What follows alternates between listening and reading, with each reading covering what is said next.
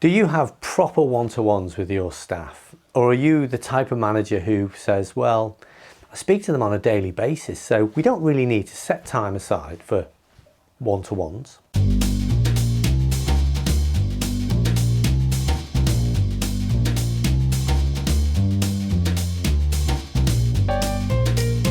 Hi, I'm Andy Whitehead and welcome to Leadership Mojo, where we provide tips, advice, guidance, lots of other stuff all around leadership, so you can be the best manager that you can be. Leadership conversations. These are things that all managers should be having with their direct reports. Having one-to-ones with your staff is really, really important. In fact, I'd go as far as to say it's one of the most important things that you should do as a manager. I call them leadership conversations because that's what they are. They should be a conversation between yourself and your direct reports. One-to-ones are important for a number of reasons. They definitely help get things done, but they also help motivate your staff and develop people.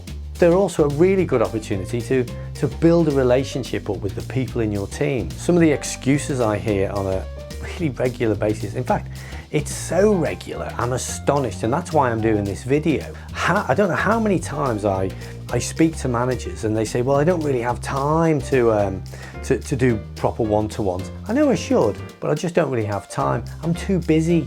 It's quicker if I do it myself. I just know it'll get done and it'll get done quickly. Well, I need to make sure it's done properly. And the only way that I'm going to know it's done properly is if I do it. Don't be one of those managers. Don't fall into that trap of not investing the right amount of time into really well-structured one-to-ones. The aim of those one-to-ones or leadership conversations is to set some really clear objectives. But those objectives should be twofold. They should actually help achieve what it is you're trying to achieve in work, so they move projects and tasks forward, but they should also equally, they should be used to develop people. So what are the strengths and weaknesses of the people in your team?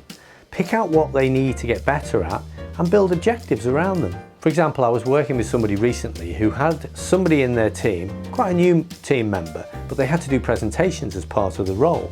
Now, one of the challenges they had is they didn't have the confidence to do the presentations. Public speaking was definitely not top of their list in terms of strengths. So we talked about how this manager could set an objective which was built around delivering a presentation, but also about learning from the process of delivering that presentation, so that the individual could get to deliver presentations, but learn how to do them better. That way, you win on both scores. You get things done in work, but you also develop your people. So any manager that wants to really start to move things forward in work and with their team, invest some time in your one-to-ones, in your leadership conversations. But not only that, try and view it as a skill that you're trying to develop as a leader. Here's my 3 tips to be successful with leadership conversations. Be really clear about the outcome that you want when you're setting an objective. Don't describe the elements of a task to do. Be really, really clear on what's the end result that you want to see achieved, and paint that picture as vividly as you can to the person that you're working with.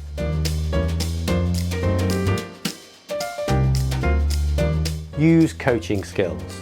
Develop your coaching skills so that you can coach the person and support them to deliver the objective.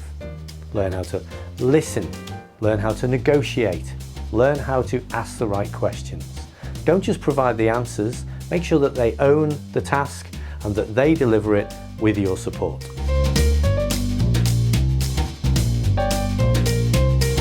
Be consistent in your approach. Make sure that if you're going to have leadership conversations, you have them regularly, whether that's once a month, once every couple of months, but be consistent. And that way, you can start to develop as a leader and develop the people around you.